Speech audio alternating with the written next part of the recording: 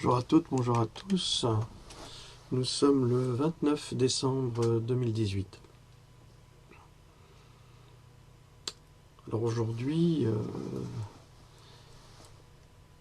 eh bien c'est la manifestation des Gilets jaunes, mais c'est surtout un grand appel populaire et national. Ça s'est un peu affaibli, c'est normal, c'est logique. Il y a des dissensions au cœur même des Gilets jaunes, il y a des infiltrations, il y a des combats qui n'avancent pas, mais il y a une volonté profonde. Et c'est cela qu'il faut saluer. Je crois que je ne vais plus parler des leaders parce que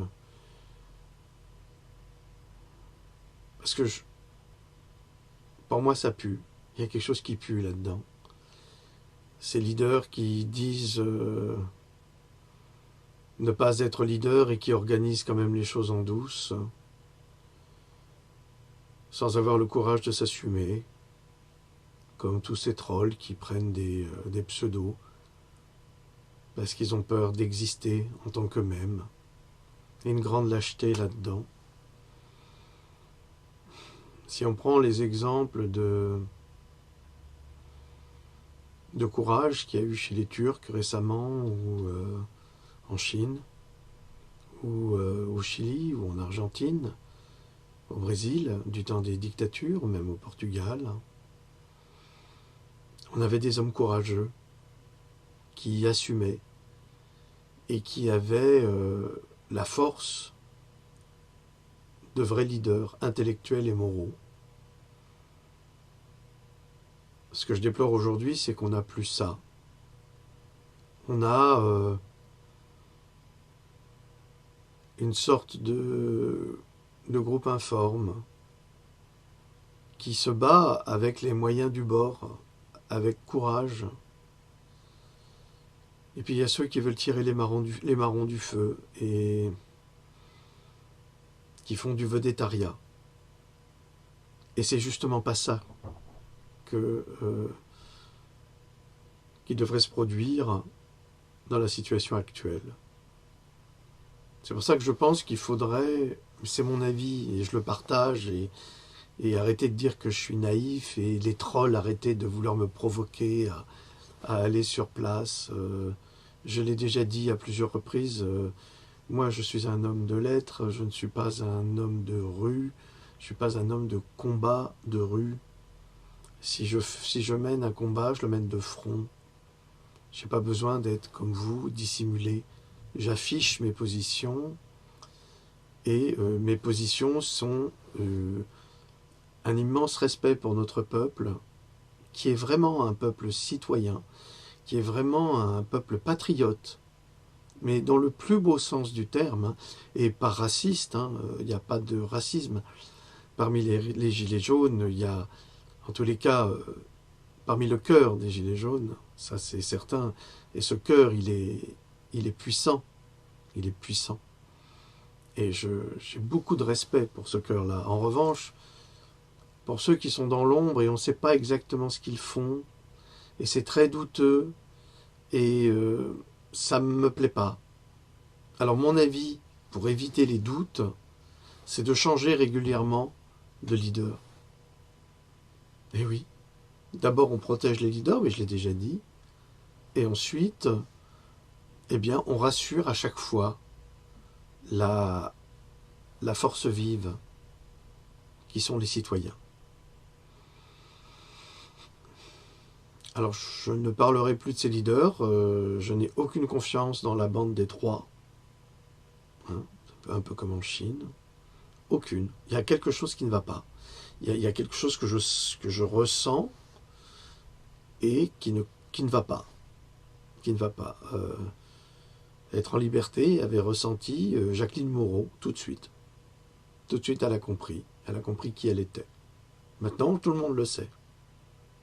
Mais les autres ne valent pas mieux. Alors hier soir, j'ai écouté un homme que je trouvais très intéressant, qui s'appelle Julien Dupérier. Et Julien Dupérier, bon, tout n'est pas intéressant dans ce qu'il a dit, mais il y a eu des points qui étaient très, très bien menés, mais vraiment. Alors, arrêtez aussi de faire de la lutte des classes, en disant, parce que moi, je suis dans les livres, j'ai une certaine forme de culture, ça ne veut pas dire que j'ai raison sur tout, loin de là. Je parle souvent, je parle souvent du bon sens citoyen. Le bon sens citoyen n'a pas besoin d'études. Le bon sens citoyen n'a pas forcément besoin d'avoir un niveau universitaire. Et Julien Perrier, qui n'a pas fait d'études, qui gagne le SMIC, a d'excellentes idées du point de vue stratégique pour continuer ce mouvement dont il voit lui aussi les limites, comme moi je les vois. Alors on dit bien qu'il se ressemble, s'assemble, je ne le connais pas personnellement, ce monsieur, je ne lui ai jamais adressé la parole et je n'ai pas besoin de lui donner le moindre conseil. Hein. Il sait très très bien comment gérer la chose et je vous demande d'écouter une partie de son live dans laquelle il explique comment obtenir des résultats. Et la façon dont il l'explique est très claire et très aboutie. C'est une très bonne réflexion et il y a un véritable sens de la stratégie. Quand j'entends pas de chef, pas d'organisation, pas ci, pas ça, ok, admettons. Mais face à ces gens qui manifestent, on a des CRS. Alors qu'ils viennent d'ici ou d'ailleurs, peu importe. Leur rôle, c'est de faire du mal physiquement, d'handicaper, d'être violent et agressif, de se défouler. C'est ça, leur rôle. C'est pas de défendre, c'est plutôt d'attaquer et de provoquer. Ça, on l'a vu dans toutes les vidéos et on le verra encore. Ça fait partie de la méthode Macron-Castaner et c'est une méthode qui a toujours été employée. Et c'est pour ça que j'éprouve quelques réserves quant aux méthodes utilisées aujourd'hui de manifestation, parce qu'à chaque fois qu'on manifeste, on prend des risques pour sa santé. Alors, puisqu'on n'a plus rien à perdre, prenons des risques. D'accord. Est-ce qu'on a absolument besoin de se laisser massacrer pour cela? Il y a la résistance passive qui fonctionne très bien. Cette résistance a été employée par Gandhi pour chasser les Anglais. Donc cette résistance, c'est rester chez vous, consommer, mais plus dans les grandes surfaces, que quelques groupes, comme le disait ce jeune homme, Julien Dupérier, eh bien, bloquent les frontières, c'est ce qu'il dit. Il dit qu'il faut bloquer les frontières, mais toutes les frontières. Plus rien ne rentre, plus rien ne sort. Comme l'ont fait les dockers à Marseille, ils ont bloqué le port. Donc ça, ce sont des actions qui ont des conséquences inévitables. Inévitables. Sortir dans la rue pour se faire massacrer, les conséquences inévitables se retrouvent contre les citoyens. Et il y a une double peine quelque part, il y a une profonde injustice, puisque les citoyens sont dans la rue pour manifester un sentiment de colère, un sentiment de panique, parce que c'est une panique de ne plus savoir comment finir son mois, parce que c'est un sentiment de dégoût face à un système qui a trahi tous ses idéaux. Moi, je m'interroge dessus depuis que je suis enfant. On nous apprend qu'il faut lutter contre les injustices, mais ceux qui nous apprennent que nous devrions lutter contre les injustices sont les mêmes qui produisent ces injustices. Ça veut dire qu'ils nous ont élevés pour être des esclaves. Et des esclaves soumis alors fausse démocratie, alors dictature bancaire. Parce que c'est ça le problème, le véritable problème. C'est la dictature bancaire. Et aujourd'hui, les gilets jaunes servent encore les banques pour dissimuler, et ça j'aimerais, je serais enchanté que chacun puisse en prendre conscience. Les gilets jaunes servent justement à dissimuler le krach boursier qui se déroule actuellement et qui va faire s'écrouler, qui a déjà fait s'écrouler trois banques italiennes, en Espagne également, mais on n'en dit rien, on ne dit pas un mot. La Deutsche Bank est extrêmement menacée, et si la Deutsche Bank s'écroule, c'est toute l'Europe qui s'écroule. Et les actionnaires majoritaires de la Deutsche Bank sont les Qataris. Donc c'est très mauvais pour eux aussi. Ils sont très mal barrés.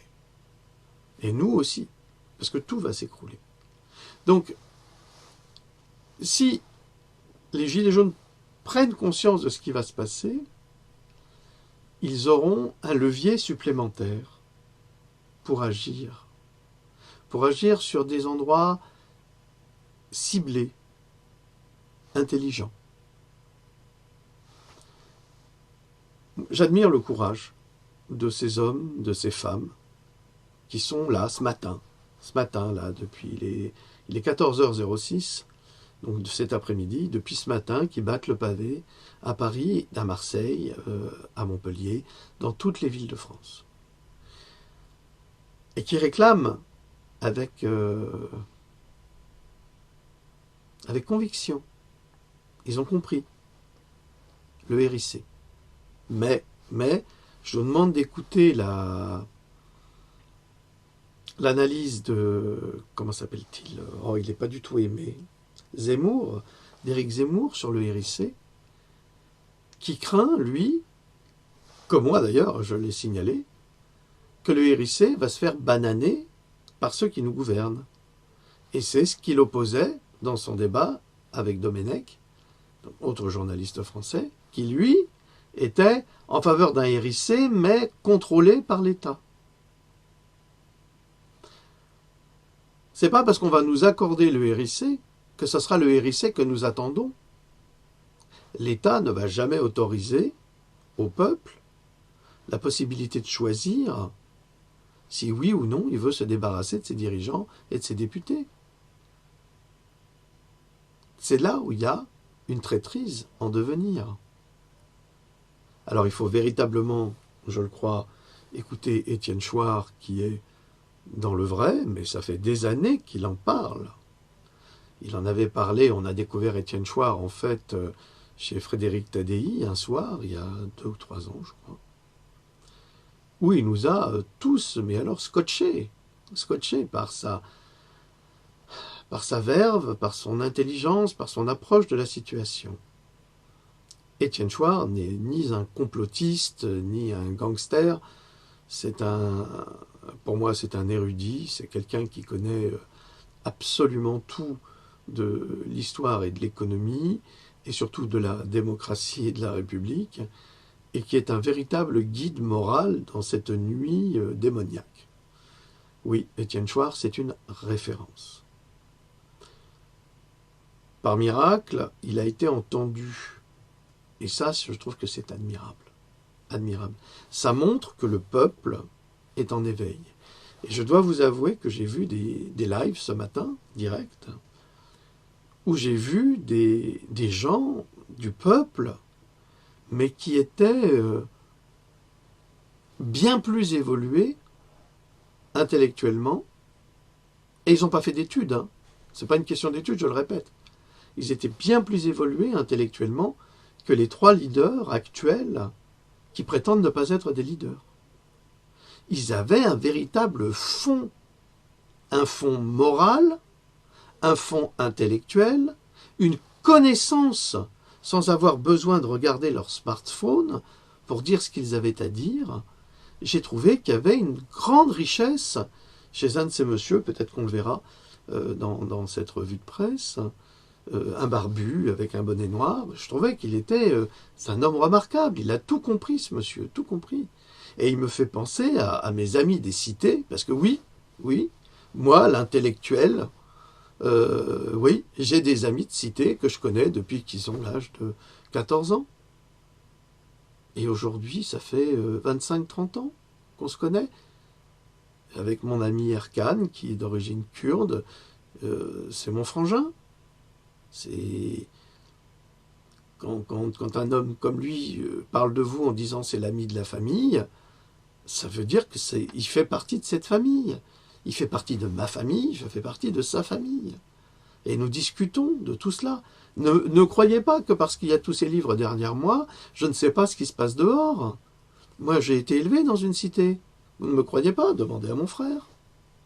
On habitait à 4 allées des Pyrénées, à Antony. On sait ce que c'est que la cité, les grands couloirs, les ascenseurs, on habitait tout en haut d'ailleurs. Donc, on le sait. On a grandi avec des gens de toutes les couleurs. Donc ne croyez pas que parce qu'il y a ces livres, c'est toute une vie d'accumulation de livres, ça. C'est une passion, il y en a qui fument des joints, moi je fume pas. Il y en a qui boivent, je bois pas. Je préfère un paquet de clopes aujourd'hui, c'est 10 €. Des livres d'occasion, c'est des fois 6 €. Je préfère m'acheter un livre d'occasion quand je le peux. Voilà, ne venez pas me juger à cause de ce qui vous entoure. C'est quand même grâce à ça que je vous donne toutes ces informations pour vous sauver la vie à travers mes livres Pandora, pour vous sauver des crimes médicaux qui sont commis contre vous au quotidien. Ne venez pas me juger pour ça, s'il vous plaît. Soyez plus éveillés, plus intelligents, moins trolls, moins... parce que c'est bon ça aussi. Alors j'ai relevé des choses que j'ai trouvées très intéressantes, en dehors des remarques que je vous ai apportées concernant ces gens que je trouve remarquables au cœur même du peuple, et on va y venir. J'ai noté cela ce matin sur Facebook, ça a été publié le 23 décembre par Nadège Damien, vous voyez, je cite mes sources. Des énarques qui ont cumulé 2200 milliards de dettes, 6 millions de chômeurs, bien plus, 9 millions de pauvres, et qui ont signé tous les déficits depuis 40 ans, disent que les gilets jaunes sont des irresponsables. C'est tellement vrai, ça. Tellement vrai. Des énarques qui ont cumulé 2200 milliards de dettes, 6 millions de chômeurs, 9 millions de pauvres, et qui ont signé tous les déficits depuis 40 ans, disent que les gilets jaunes sont des irresponsables. Mais on pourrait donner le ministère de l'économie à un gilet jaune qui gagne 1000 €. Hein. Il saurait exactement comment gérer, il ferait les coupes nécessaires, mais on ne veut pas donner à un pauvre une situation pareille, parce que lui, ce serait un homme du peuple, un homme du bon sens, même peut-être du bon sens paysan, et qui dirait « Attends, je paye pour quoi là? C'est quoi ça? Et puis ça c'est quoi? Et ça? Ah, on supprime, hein? Comment ça, une femme de ministre, 3 chauffeurs? 3 voitures? Ah non, supprime. Et voilà, on ferait des coupes terribles, on ferait des économies extraordinaires. Et puis, un homme du peuple, eh bien, qu'est-ce qu'il ferait? Il verrait toute l'évasion fiscale. Il dirait, bah non, et quand même, tous ces milliards, c'est pas juste, hein? Ça ne doit pas sortir du pays, ça, et c'est pour le pays, c'est pour la nation. Eh bien, c'est pour ça qu'on ne veut pas des pauvres, parce que les pauvres, c'est le bon sens. Et on ne veut pas de ce bon sens. Les pauvres, les classes moyennes, hein, c'est pareil. Hein. Tous les gens qui souffrent et à qui on retire tout, eh ben, ils sont tous concernés et ils parlent tous le même langage. C'est ça les gilets jaunes. Alors, je voulais vous lire également ceci avant de passer aux vidéos. Je vais prendre et puis de bouteille d'eau. Plus d'eau. Excusez-moi, j'ai pas préparé mes accessoires. Et puis ça fait soif. Vous avez sans doute entendu parler de ces gens qui ont été jugés et condamnés à 12 mois ferme. Mais on va y venir. On va y venir parce que je trouve que c'est Encore un scandale d'État. Monsieur Benalla, toujours pareil. Monsieur Benalla, qui n'est ni policier ni quoi que ce soit, en fait, qui est une personne qui a grenouillé auprès de la politique avec violence, va agresser des manifestants en leur tapant dessus, armé d'un casque, d'une matraque et d'un brassard de police, alors qu'il ne l'est pas. Il n'est pas policier, il n'est pas qualifié pour le faire. Cet homme-là n'est pas en prison. Là, on a condamné à 18 mois de prison, dont 12 fermes, le vidéaste Stéphane Trouille, qui s'explique et qui fait appel. Alors, c'est un article qui est publié par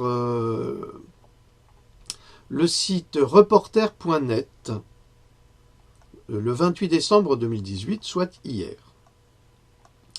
Alors, je vais vous le lire, hein, je n'ai pas besoin de paraphraser, je pense que ces gens-là seront ravis que nous faisions écho de cette réalité, car nous devons diffuser cette information. Vendredi 28 décembre 2018, des peines allant jusqu'à 1 an de prison ferme ont été prononcées mercredi 26 décembre à Valence, à l'encontre de 4 personnes, dont une militante du PCF, relate l'AFP. Elles étaient poursuivies, ces 4 personnes, pour des violences sur le directeur de la police de la Drôme lors d'une manifestation de Gilets jaunes. Le tribunal a suivi les réquisitions du procureur Dominique Binet. Le 8 décembre, le directeur départemental de la sécurité publique était en civil, mais muni de son brassard et de son arme de service quand il a été pris à partie après une interpellation dans une zone commerciale de Valence où les forces de l'ordre venaient de disperser un rassemblement de gilets jaunes. Il y a déjà une contradiction. Les forces de l'ordre venaient de disperser un rassemblement de gilets jaunes, mais il a quand même été pris à partie. Alors, il est écrit que le directeur départemental de la sécurité publique était en civil, comme Benalla, mais muni de son brassard et de son arme de service. Il a été pris à partie après une interpellation dans une zone commerciale. Ok. Le brassard ne semble pas avoir été visible. Une vidéo de la scène filmée par une caméra de surveillance municipale a été décortiquée à l'audience. Les 4 prévenus ont été identifiés parmi une vingtaine de personnes. Ouvrez les guillemets. Je n'ai jamais donné de coup à qui que ce soit, a rétorqué à la barre la militante du PCF, une boulangère de 37 ans, condamnée à 3 mois ferme. Un cordiste en formation de 22 ans admet avoir porté un coup de pied, mais s'il est intervenu, dit-il, c'est pour tenter de mettre fin à une bagarre sans savoir qu'il s'agissait de policiers. De même pour un autre prévenu. Dans un communiqué, Stéphane Trouille, donc le vidéaste, s'explique. Nous publions son texte ci-dessous. Ouvrez les guillemets. C'est Stéphane Trouille, donc, qui a été condamné à 18 mois de prison, dont 12 fermes. Le verdict de notre procès du mercredi 26 décembre, où j'ai été condamné à 18 mois de prison, dont 6 avec sursis, plus une interdiction de manifester pendant 3 ans, a été un nouveau choc, après le choc carcéral que j'ai vécu pendant les 12 jours de détention provisoire. On traite nos journalistes et nos citoyens comme de véritables terroristes, et les fichiers S, comme à Strasbourg, on les laisse en totale liberté, posséder des armes de poing et des grenades. C'est quand même extraordinaire. La France, c'est le pays de tous les contrastes. Et on n'a pas fini d'en voir des contrastes.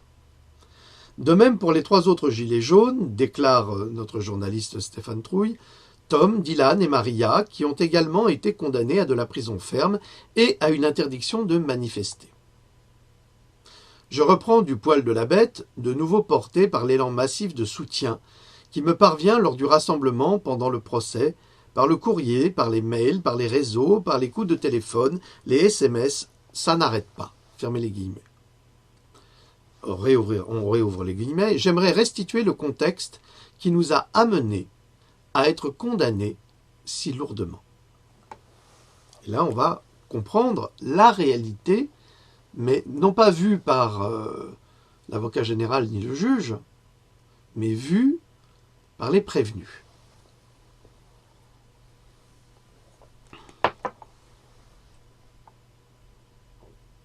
Le samedi 8 décembre, je me rends vers 9 heures sur le plateau des Couleurs, zone commerciale de Valence dans la Drôme, pour manifester avec d'autres gilets jaunes et exprimer mon mécontentement, ma soif de liberté, de solidarité, de justice et de démocratie. On est là face à un homme qui est calme, posé, pas agressif pour un sou, pas violent pour un sou, qui est juste là pour informer comme je le fais avec vous actuellement. Alors que je quitte la zone commerciale avec une centaine de personnes, avec une centaine de personnes vers 13h15, je suis confronté à une scène d'agression dont sont victimes des gilets jaunes. Donc là, des agressions sont commises sur des gilets jaunes pacifistes. Je décide, comme d'autres, d'intervenir pour leur porter assistance, les protéger et porte 3 coups de pied à un agresseur pour le repousser. Donc, pour le repousser, c'est donc qu'il n'est pas à terre. Après ces 3 coups, je me rends compte à la vue d'un pistolet qu'un autre homme sort, qu'il s'agit de policiers en civil, et je décide de quitter les lieux. Durant toute cette scène qui dure environ 22 secondes, je n'ai à aucun moment entendu les policiers s'identifier. Je n'ai à aucun moment vu leur brassard, pour le moins discret et difficilement décelable. Qu'est-ce que cela veut dire? Cela veut dire que, d'une certaine manière, nous avons des policiers qui s'infiltrent au cœur des gilets jaunes pour semer le trouble. Et comme ils ne sont pas identifiables en tant que policiers, eh bien, ils sont agressés par des gilets jaunes qui, eux, en ont assez de se faire taper. Ça s'appelle de la légitime défense. Mais parce qu'ils sont policiers, ça devient une agression de policiers. Il y a quelque chose qui m'échappe, mais c'est la justice française et c'est le gouvernement français qui a demandé des sanctions exemplaires. Alors oui, j'ai bien exercé une violence sur un individu pour protéger des gilets jaunes, pour faire fuir des personnes que j'avais identifiées comme des agresseurs. Non, nous n'avons pas cassé du flic, bouffé du flic, foutu en l'air du flic, comme les mass médias le martèlent depuis le rendu du jugement, reprenant largement les termes dramatiques du procureur. J'avais cru que M. Macron avait fait voter une loi contre les fake news. Il semblerait que les fake news ne soient là que pour protéger, justement, les faiseurs de fake news. Le procureur, qui fera allusion dans ses prises de parole, mais pire évidemment, à la violence des gilets jaunes en général, ne parlant pas des 4 personnes qui ont perdu une main suite à un tir de grenade explosive GLIF-4, dans des manifestations de 12 personnes qui ont perdu un œil face à des tirs de flashball, de la mamie morte à Marseille des suites d'un tir de grenade lacrymogène à sa fenêtre, et il faut dire qu'elle était au 4e étage. De même, il ne mentionnera pas les gilets jaunes morts sur les ronds-points. Donc là, on a encore une manipulation du discours par le procureur. Un procureur dont les réquisitions ont été reprises quasiment à l'identique par le juge. Bon, j'ai dit l'avocat général, c'est le procureur, je vous demande de bien vouloir m'excuser. Un procureur qui, comme tous et toutes les autres, a reçu de la ministre de la Justice des consignes d'une grande fermeté dans une circulaire datée du 22 novembre, relative au traitement judiciaire des infractions commises en lien avec le mouvement de contestation dit des gilets jaunes,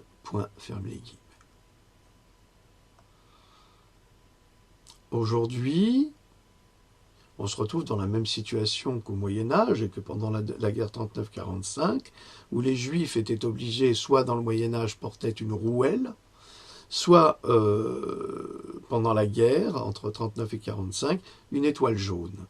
Donc tous ceux qui sont dépositaires, quelque part, de ces signes distinctifs, sont des criminels. C'est bien ce qu'elle dit, relative au traitement judiciaire des infractions commises en lien avec le mouvement contestation dit des Gilets jaunes. Alors, elle dit bien le mouvement de contestation. Ça veut donc dire qu'en France, on n'a plus le droit de contester. Contester, qu'est-ce que ça veut dire? J'ai passé ma nuit à contester des allégations faites par des trolls, des pseudo-intellectuels, des gens qui veulent toujours donner des leçons. Est-ce que moi je donne des leçons? Non, j'analyse une situation. Je ne peux pas donner de leçons. Qui suis-je pour donner des leçons? Donc on est là dans un contrôle du verbe et de la manipulation par des pervers narcissiques. Je sais que c'est un terme à la mode, mais ne vous inquiétez pas, je le connais depuis très longtemps, j'ai été élevé avec un pervers narcissique. Donc je sais très bien à quoi m'en tenir et je connais tous leurs trucs. Vous comprenez, quand vous avez été élevé avec des personnes qui ont des méthodes de destruction mentale très particulières, eh bien vous les reconnaissez immédiatement chez les uns ou les autres. Ah, je ne dis pas ça pour vous blesser. Si, je dis ça pour vous blesser, c'est le double langage. Ah, comment on dit? J'aime bien ce que vous faites, mais. C'est toujours le mais qui vient après. Et ensuite, mais vous devriez, vous êtes un peu naïf. Alors quand vous dites à quelqu'un qu'il est un peu naïf, vous dites en fait que c'est un parfait idiot. Aujourd'hui, quand on dit d'un homme, vous êtes un homme sensible, ben, ça veut dire que vous êtes un homme fragile. C'est ça que ça veut dire. Mais au XVIIIe siècle, quand on parlait d'un être et qu'on disait « Oh, c'est un être sensible, c'est un homme sensible », ça voulait dire que c'est un homme qui est sensible à l'intelligence, qui est intelligent, qui est brillant. Donc, il y a des modifications du langage avec le temps, et il y a aussi des interprétations extrêmement perverses qui vont de la flatterie au mépris le plus total. Et ces imbéciles, parce que ce sont des imbéciles, ont le sentiment que nous allons tomber dans leur piège manipulatoire pour succomber à leur perversion, qui est de faire du mal et de détruire. Or, ce qui s'est passé là, par monsieur le procureur, c'est exactement la même chose.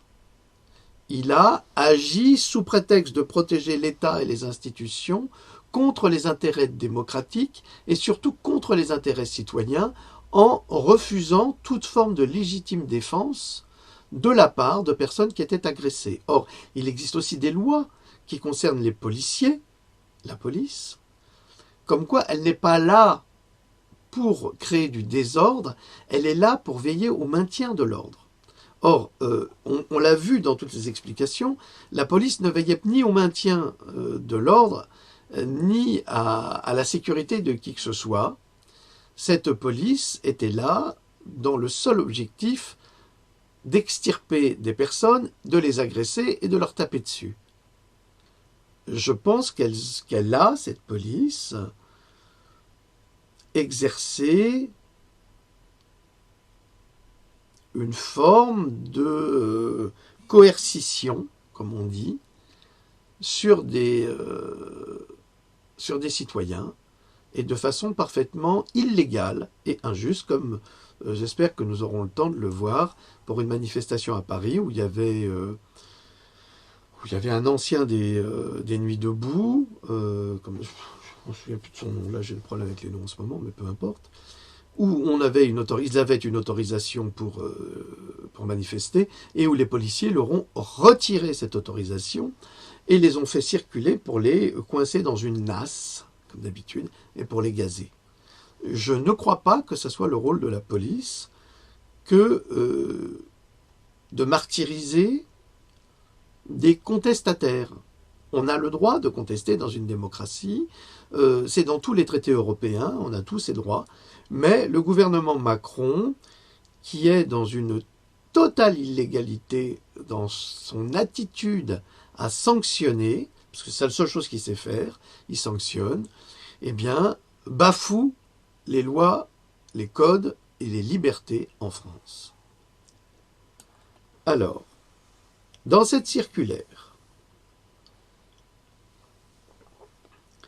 il est par exemple proposé au procureur d'alourdir les peines prononcées en y ajoutant l'interdiction de participer à des manifestations sur la voie publique, pour une durée ne pouvant excéder 3 ans. Donc, la justice n'est pas indépendante, mais applique un ordre de la ministre de la Justice qui applique elle-même les volontés de M. Macron et de son premier sinistre, M. Philippe, qui est très mal placé, mais on en avait parlé déjà quand il a été nommé, par rapport à certaines formes de pillage de l'uranium en Afrique, au Niger.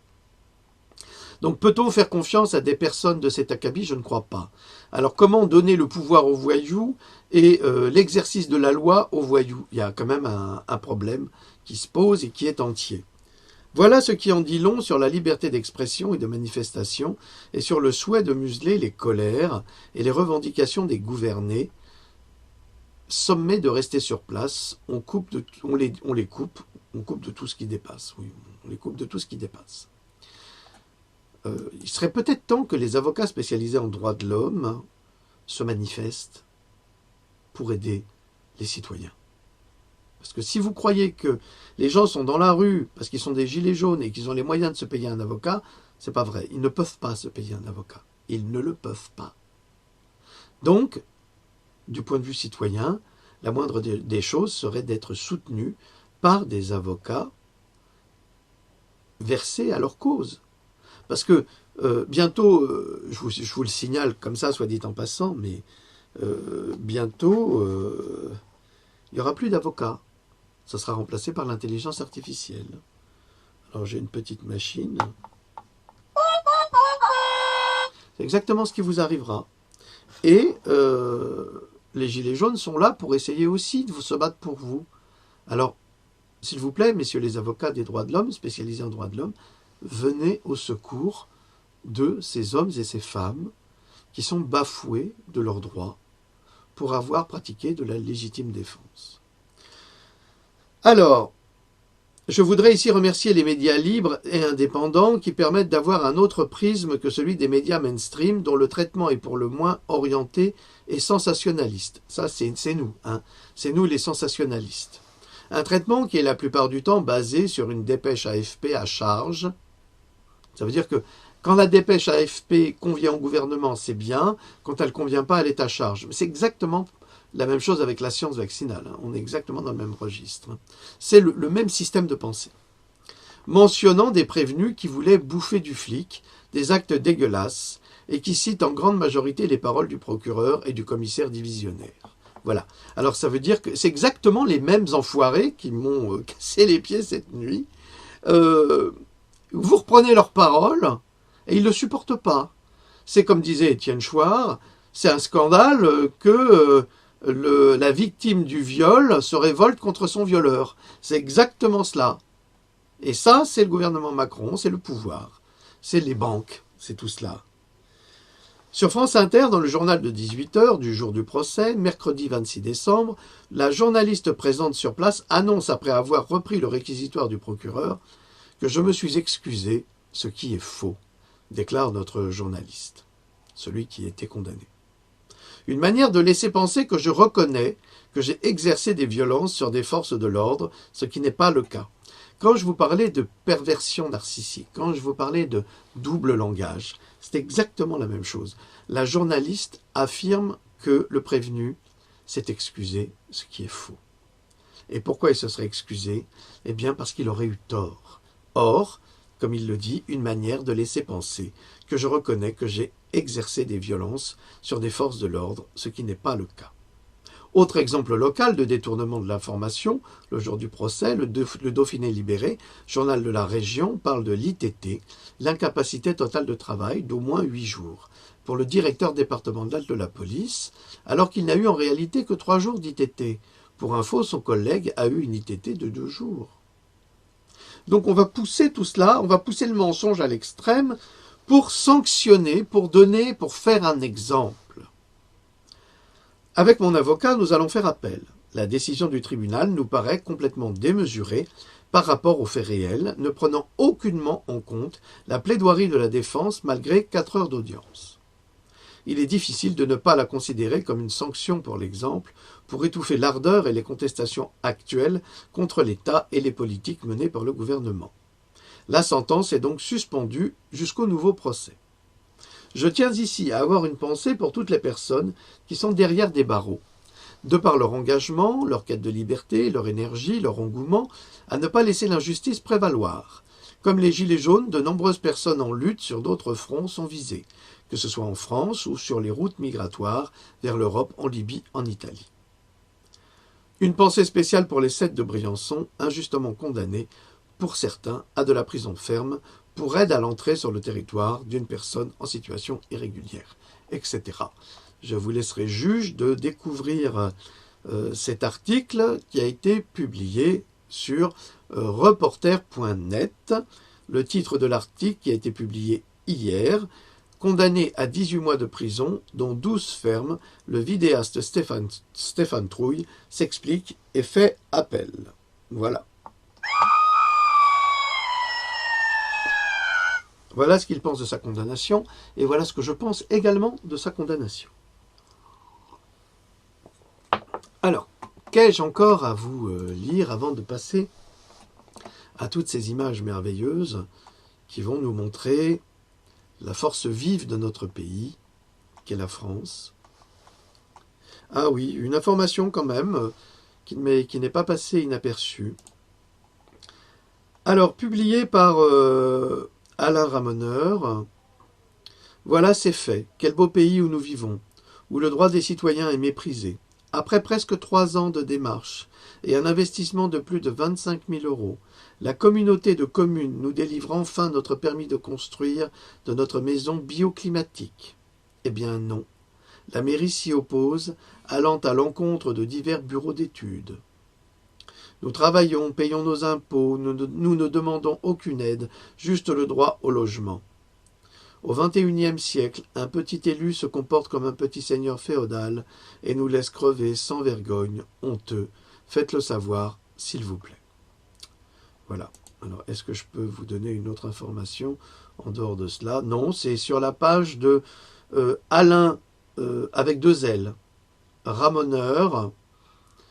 Vous pourrez aller mettre des commentaires, c'est sur sa page Facebook. Alors oui, c'est un scandale, parce que si la communauté de communes, c'est-à-dire qu'elle réunit tous les maires d'une région pour discuter des choses à faire, bon, ça peut être 4, 5, 6, 7 maires, il est complètement scandaleux qu'un maire s'oppose à une construction biologique et bioclimatique qui ne ferait que enrichir ses capacités à gérer intelligemment sa circonscription. Alors, je vais vous faire écouter un homme absolument remarquable, un Français comme vous et moi, hein, mais retraité, qui a été interviewé et qui résume la réalité du moment, et avec lequel je suis en total accord. Monsieur, vous êtes à la retraite, vous manifestez aujourd'hui. Exprimez-moi votre colère aujourd'hui. Qu'est-ce qui fait que vous êtes dans les rues de Paris aujourd'hui? Parce que nous vivons la plus grande injustice qui puisse exister. Laquelle? L'escroquerie de la dette publique. Qui est non pas une dette d'emprunt, mais une dette d'intérêt. Composée, cumulée de type macro-usuraire. C'est le plus grand crime contre l'humanité. Alors, vous nous avez expliqué en off tout à l'heure un petit peu le mécanisme de création de l'argent. C'était très intéressant. Expliquez-nous pour les internautes qui vont vous regarder. Écoutez, nos élus politiques avaient la possibilité de créer leur propre monnaie, ils ne l'ont pas fait. Donc l'heure est venue aujourd'hui au peuple de s'unir autour de cet objectif commun, créer la monnaie pour le bien de chacun. Il faut donc créer notre propre banque, la banque des peuples. C'est pas un peu les monnaies virtuelles, vous parlez là, les monnaies comme le Bitcoin, les monnaies qui ne sont pas du tout maîtrisées par le système économique? Mais ça vaut rien, ça. Il nous faut de la vraie monnaie qui soit équivalente aux productions. La création monétaire égale la production des produits, et il n'y a plus aucun problème économique. À quoi sert l'argent aujourd'hui? Ben, Et à qui? l'argent aujourd'hui, il sert à engraisser des banquiers qui ne fabriquent même pas l'argent qu'ils nous prêtent. Et ils osent nous demander de rembourser une dette qui est inextinguible. C'est scandaleux. Qu'est-ce que vous voulez, vous? Qu'est-ce que vous aimeriez voir qui se passe? Quelle réaction des peuples vous aimeriez voir? Et l'abondance, que tout le monde réclame, l'abondance pour tous. Comment? Par le biais d'une ressource et pas par le biais d'un salaire ou d'une retraite. Il nous faut une ressource qui soit prise à sa source par la voie de la création monétaire. Vous perdez de l'argent sur votre retraite depuis les nouvelles mesures mises en place par Emmanuel Macron? Vous voulez que je vous dise? Dites-moi. Depuis 2012, je ne suis pas payé de la moitié de ma retraite. Vous savez pourquoi?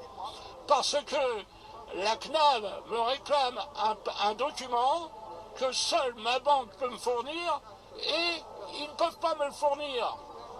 Et pourtant, je vous sens costaud. Vous n'allez pas taper à la porte de la banque pour les secouer un petit peu et leur dire? Bien sûr, je leur écris et tout, et ils ne savent plus quoi faire. C'est des incapables. C'est quoi aujourd'hui le pire système de notre société? Notre système, on crée de l'argent de rien. Et l'argent ne nous appartient même pas. Il appartient à deux fondations de droit privé. Comment dirais-je, Ford et Rockefeller. Il faut que ça s'arrête. Il faut que cet argent retrouve la propriété chez les citoyens. Trouvez-vous qu'aujourd'hui, les richesses se créent plus par la spéculation financière que par le travail? Tout le monde le sait, bien sûr, tout le monde le sait. Alors que ça doit être au prorata de la consommation des produits. On entend beaucoup d'observateurs. Alors, ça a coupé, mais on a l'essentiel avec le discours de cet homme qui est tout à fait extraordinaire. Alors, quand vous venez nous reprocher à nous, parce qu'on a une certaine culture, on va dire, d'oser l'ouvrir pour donner des conseils, vous avez vu que ce monsieur ne regarde pas son téléphone portable pour y lire un discours quel qu'il soit. Il est tout à fait apte et capable d'analyser une situation, de la comprendre et d'apporter des solutions. Pourtant, cet homme n'est pas ministre. Bon, il a de l'éducation, c'est évident. C'est évident. Donc, voilà encore un exemple de la force des Gilets jaunes. C'est ça, c'est le peuple. Il faut aussi laisser parler ces gens-là. Il faut aussi que les éventuels leaders aillent voir ce monsieur pour lui demander des conseils, parce qu'il a des solutions. Sortez Google Maps. Ah, bon, ça...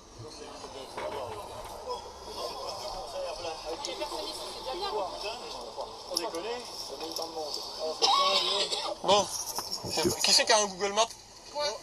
Non, si c'est pour Google Maps, on n'en a pas besoin. C'est par là-bas? Ah, bon, on va passer un peu. Ah, c'est pas ça, bon, c'est un live. C'est un live. Putain, à partir du moment où on sait où on va, j'ai l'impression que j'ai une... Oui, c'est pas intéressant. Pas intéressant. C'était intéressant quand je l'ai regardé tout à l'heure, hein, mais là, ça l'est plus parce que c'est pas intéressant comme ce que disait ce monsieur avant. Alors, ce monsieur nous a parlé de l'article 432-10 du Code pénal. Et évidemment, moi j'ai été le voir. Pourquoi il en parlait? L'article 432-10 déclare la chose suivante.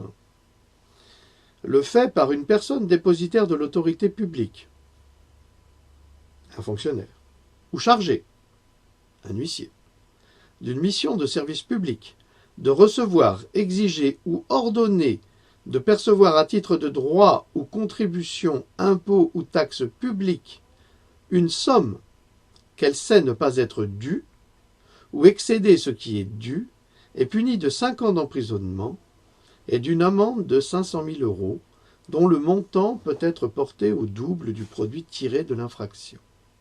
Ça veut dire que si on vous réclame des impôts indus, et si on vous envoie quelqu'un pour percevoir ces impôts-là, eh bien, vous pouvez le faire condamner à 5 ans d'emprisonnement et à 500 000 € d'amende, voire le double, voire 1 million d'euros, pour avoir agi contre vos intérêts.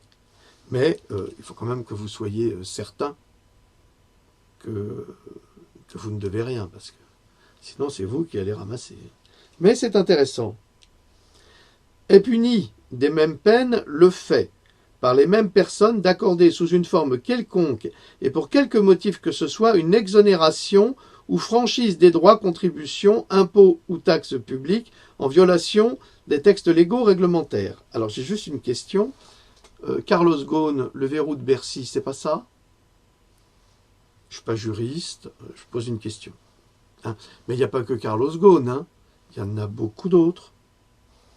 Donc, Monsieur Macron, c'est vous qui avez fait tout cela quand vous étiez ministre, me semble-t-il. Et puis d'ailleurs, je ne comprends pas pourquoi cet homme qui est en prison au Japon, qui gagnait 16 millions d'euros par an, a encore eu le culot de frauder le fisc. Et je ne comprends pas ça, moi. Quand on a 16 millions d'euros par an, ben pourquoi est-ce qu'on va frauder? On n'a pas besoin. On peut payer ses taxes, non? Il en restera toujours 10 millions, on va dire. 10 millions, on peut faire beaucoup de choses, monsieur Ghosn. Là, bah, vous êtes en prison. Et comment se fait-il qu'il soit toujours directeur de Renault, de PSA, là, de Renault? Monsieur, vous êtes... Parce que on est quand même actionnaires, nous, les Français, de Renault. Pourquoi est-ce qu'on a encore ce type qui est en place, normalement, les gens qui ne sont pas très honnêtes, si nous, on était malhonnêtes dans une entreprise, on serait viré immédiatement. Pourquoi lui, il n'est pas viré? En tous les cas, pour le bénéfice du doute, là, il est quand même en prison au Japon, donc on devrait le renvoyer, bah oui, en attendant qu'il puisse montrer patte blanche. Mais les Japonais, ils rigolent pas avec ça, c'est-à-dire que je ne sais pas quelle est la pression que vous allez, vous, les Français, nous, les Français, vous allez faire, le gouvernement, pour le faire sortir. Hein. Parce que les Japonais, ils sont intraitables.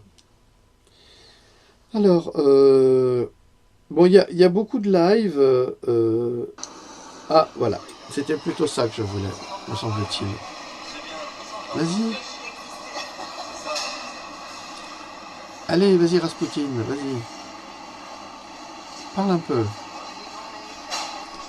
Bon, ça mange, ça...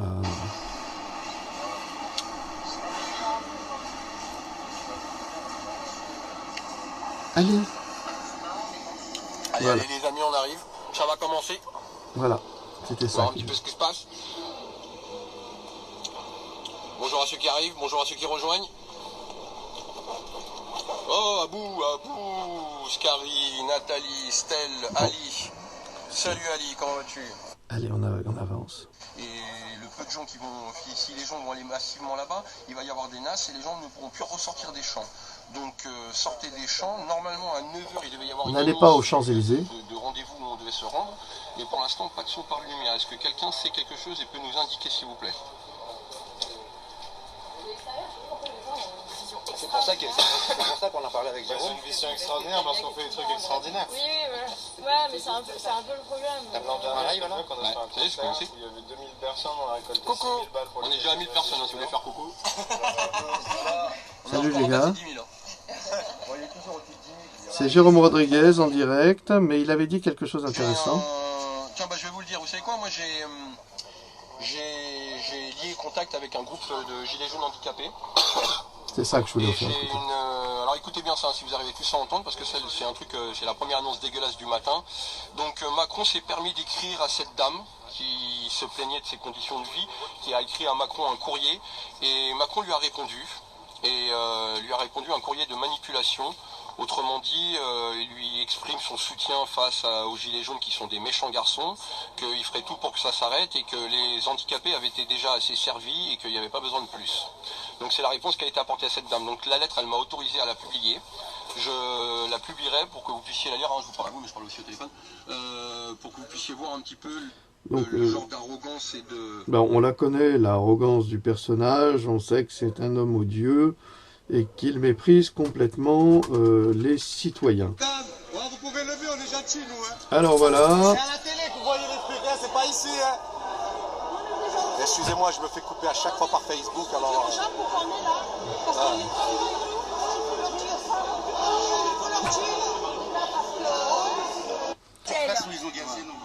Alors, les gilets jaunes sont un peu partout.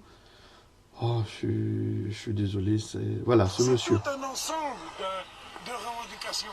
Là, l'erreur qui a été faite, c'est de croire que les gens ils manifestent pour le carburant. C'est faux, ce n'est pas que ça. C'est toutes ces taxes qu'on nous a fait. Nous, je vais parler pour les retraités un petit peu, parce que moi je suis retraité depuis 11 ans. En 11 ans, mon pouvoir d'achat il a formidablement diminué. Aujourd'hui, on nous a augmenté, on nous a volé de l'argent par le biais de la CSG. Notre retraite complémentaire, c'est de l'argent qu'on a mis de côté, qu'on a mis... Aujourd'hui, on vient nous la prendre dans notre poche. Si c'est pas du vol, ça n'en est pas loin. Hein. Donc, laissez-nous vivre. Ce que veut le gouvernement, en fait, c'est que tous les Français repartent pour des crédits. Des crédits pour changer les chaudières, des crédits pour changer les voitures. Parce que ce qui les embête un peu, c'est que la catégorie de gens qui sont nés après-guerre, aujourd'hui, ont payé tous leurs crédits. Ils n'ont plus de crédit. Et ça les embête. Qu'est-ce qui fait tourner le monde de l'affluence? C'est les crédits. Eh bien, les crédits, nous retraités, nous retraités, on n'en veut plus. Qu'on nous laisse mourir avec ce qu'on a, le temps fera le reste. Qu'on ne nous impose pas des nouvelles voitures, qu'on ne nous impose pas de faire des crédits pour acheter une voiture, qu'on ne nous impose pas des crédits pour acheter soi-disant une chaudière. Voilà. Alors, voilà encore le bon sens populaire qui explique tout, qui explique absolument toute la situation et le piège dans lequel nous sommes tombés. Voilà, marche pacifique à Mulhouse. Il y a du monde, hein. Il y a du monde, il y a du monde. Bon, mais pas assez de monde quand même. Là, c'est très important, bonjour, ça donc, aussi. toujours là, en direct de l'Assemblée nationale. Donc, alors aujourd'hui, par rapport à, Désolé, le à samedi dernier, alors ici, la samedi dernier, on ne pouvait pas du tout accéder. Donc, je suis encore avec Karine, hein, qui est en grève de la faim depuis 9 jours. C'est sa deuxième édition de grève de la faim, donc déjà pas très épaisse. Puis quand même, montrer des signes de fatigue, d'épuisement, d'usure, face toujours ces gens-là qui font les aveugles, les sourds, les muets. Il y a des tabous, hein. Donc on va peut-être mettre en place la roue des tabous pour aborder certains problèmes, parce que là c'est les placements abusifs d'enfants encore. Hein. Et, franchement, on a l'impression de pisser dans un violon. Il faudrait que j'essaye, apportez-moi un Stradivarius, qu'on essaye de pisser dedans, peut-être que ça fera bouger plus les choses. Donc là, après on va aller faire un petit tour à Concorde, parce que là dans le nord de Paris ça bouge. Il y a beaucoup de gilets jaunes, hein. Ils ne sont pas que 300. Donc bravo, parce que là on met un coup à leur commerce. Après les appels à la conscience, appels au boycott, appels, etc. Je dis à un moment il faut passer en mode ultimatum. Hein. Donc là on parle des enfants qu'on veut récupérer pour Noël, à commencer par Noah et, j'ai oublié les prénoms. Et Samuel, Noah et Samuel. Et aussi pour le petit Leroy, et puis après pour les enfants, à tous les enfants qui sont placés, les parents qui essaient de faire des pieds et des mains, aussi bien auprès des tribunaux que des conseils généraux, que des assistantes sociales, des gens qui sont coupables de ces placements. Hein, donc surtout, moi je répète, ne demandez pas d'aide à ces gens-là, parce que c'est la plus grosse erreur à faire, limite. Et là les gens s'en mordent des doigts. Donc qu'est-ce qu'on va faire de ces gens qui sont dans le déni et qui nous ignorent, hein, qui nous méprisent? Karine, Karine, elle n'a pas beaucoup de voix. Grève de la parole. Grève de la parole. Donc, on demande du soutien, de l'aide. Help, m'aider, parce que c'est... Alors, c'est une situation absolument insupportable pour les parents, pour les mamans, ou les papas, hein, quand ils sont les seuls à élever les enfants. À qui on retire leurs enfants. Alors pour cela, je vous encourage d'aller voir le travail d'être en liberté qui est sur Facebook par exemple, où là elle a fait une page aussi qui est très intéressant et qui donne des conseils pour aider justement ces mamans à qui on va voler les enfants pour leur faire subir des choses abominables que nous savons. Et en fait, il faut protéger ces enfants. Bon, mais toutes ces histoires de placement, c'est plutôt être en liberté qui s'en occupe. Moi, je ne peux pas. J'ai déjà beaucoup de mal avec la médecine et les vaccinations. Je ne peux pas être sur tous les tableaux. Et je vous rappelle quand même que nous faisons tous un travail bénévole. Hein. Donc, voilà. Alors, cette petite revue de presse, je pense qu'elle sera plus étoffée demain, parce que là, ce sont des lives, c'est tout en direct. Alors, j'ai assisté avec Baron, voilà, c'était avec Baron. Cette manifestation où ils avaient les documents pour pouvoir manifester, et les policiers ne les ont pas laissés passer. Donc, je ne sais pas si nous devons rester dans le cadre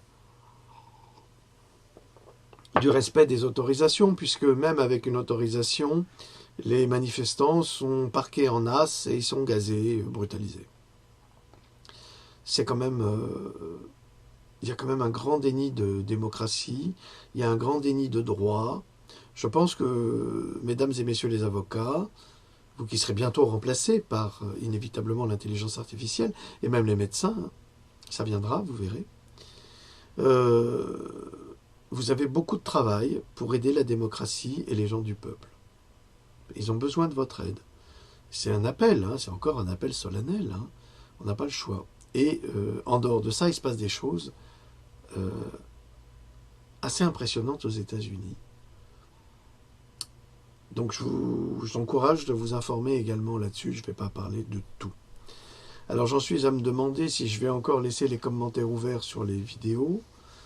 Pourquoi? Mais parce que s'il y a 80%, 90% de personnes bienveillantes, il y a 10% de casse-pieds, il n'y a pas d'autre terme, qui veulent donner des leçons. Alors j'encourage ces casse-pieds, en dehors du fait qu'ils sont à 98% ceux-là, hein, des trolls, à faire leurs propres vidéos pour apporter leur propre expertise, puisqu'ils sont si sachants. Et c'est bien d'apporter son expertise aux autres. Alors je vous en prie, faites-le. Moi je vous encourage, hein, à faire des vidéos. D'ailleurs j'encourage tous les témoins manifestants, gilets jaunes, de devenir des journalistes. Vous savez, on n'a pas besoin de diplôme pour devenir un journaliste. Quand on voit le niveau du journalisme en France, vous n'avez franchement pas besoin de diplôme. Je crois que c'est à Briançon que les gilets jaunes ont tourné le dos aux journalistes de BFM. Ah, carrément. À cause de la partialité et le manque d'impartialité de la chaîne BFM, de Patrick Drahi. Donc, devenez vous-même journaliste, interviewez vous-même et postez vos vidéos sur Internet, parce que c'est ça le plus important.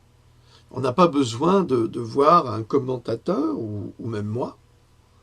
On n'a pas besoin de voir une personne commenter l'actualité.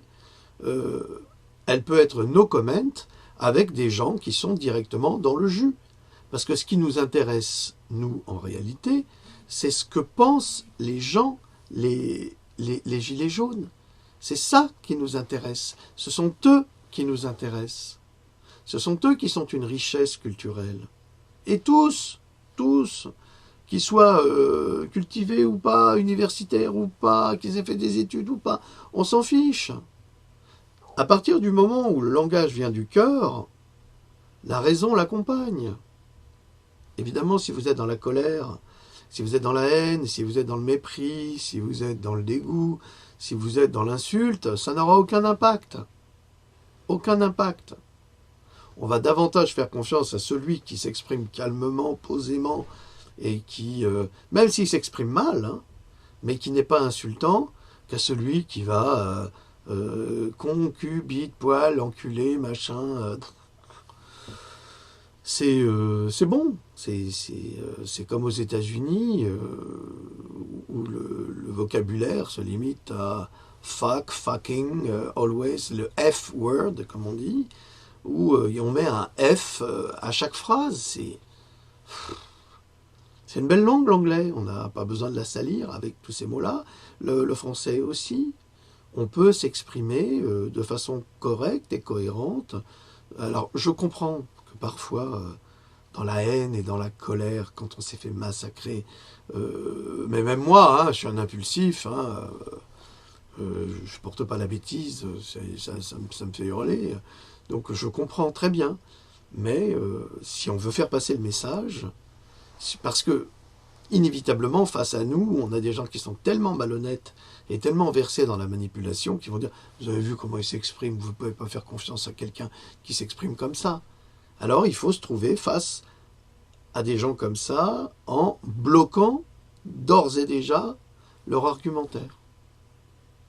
C'est un conseil que je donne, mais on n'est pas obligé de m'écouter. Il n'y a aucune obligation. D'ailleurs, j'envoie un message à tous ces trolls. Personne ne vous oblige à suivre mes vidéos, à suivre mes recherches médicales, mais personne ne vous oblige. Pourquoi est-ce que vous vous imposez autant de mal à écouter un type que vous détestez? Je ne vous comprends pas. Vous avez un problème psychiatrique à la base. Ça me semble évident. Moi, quand j'aime pas quelqu'un, je ne vais pas aller sur sa page pour l'insulter. Je l'écoute pas. C'est la raison. Tu vas pas écouter un imbécile. Non, tu perds ton temps. Et tu vas pas commenter sur sa page. Ouais, vous êtes un imbécile. Ouais, ne perdez pas de temps à ça. Soyez plus constructif. Je vous remercie de m'avoir écouté, d'avoir pris du temps pour cette revue de presse que j'essaye de faire le plus honnêtement possible en vous donnant un avis, mais qui peut ne pas être le vôtre et qui peut être faux. Je ne suis pas parole d'évangile. Je précise pour vous dire que je le répète encore une fois, pour ceux qui n'auraient pas compris, je ne suis pas médecin. Je ne peux pas vous faire de posologie. Je n'ai pas le droit de vous donner d'ordonnance et je n'ai aucune envie de le faire. Je n'ai pas le droit de vous dire, quand je parle de posologie, combien de grammes, milligrammes, nanana, il faut prendre pour ci, pour ça. Je ne suis pas médecin. Je ne réponds pas aux petits provocateurs crétins qui disent puisque vous savez qu'il existe d'autres formes de vitamine C, pourquoi vous ne les donnez pas? Alors, je les ai dites, je les ai redites, mais si vous, les imbéciles qui utilisez ce type de discours, ne suivez pas ce que je dis, je ne peux pas passer mon temps à répéter la même chose à chaque fois.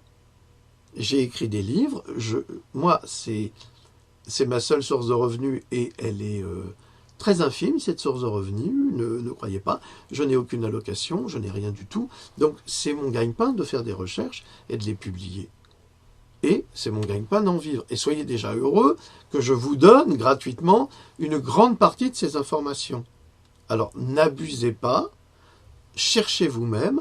Qu'est-ce qui vous empêche de taper sur Google ou un autre moteur de recherche quelles sont les formes de vitamine C? Mais qu'est-ce qu'il vous faut? Il faut vous demandez le RIC et en même temps, il faudrait vous donner encore la béquée. Mais attends, mais vous êtes... pas tous, quand je dis vous, je parle aux crétins. Je ne parle pas aux gens qui sont extrêmement corrects, bien élevés, qui ont du respect, un minimum de respect, qui nous accordent du monsieur, et je les remercie, parce que moi je leur accorde du madame et du monsieur, toujours, j'ai toujours été très respectueux face aux gens, mais quand vous ne connaissez pas les gens qui commencent à vous insulter, à vous donner le tu, et c'est fatigant à la longue. À la longue, vous perdez patience. Moi, dans la rue, je rencontre n'importe qui, un clochard, un machin, je parle à tout le monde, et je parle avec le même respect, c'est toujours monsieur, c'est toujours madame, et c'est toujours avec amabilité. Ça s'appelle l'éducation. Ayez un peu d'éducation.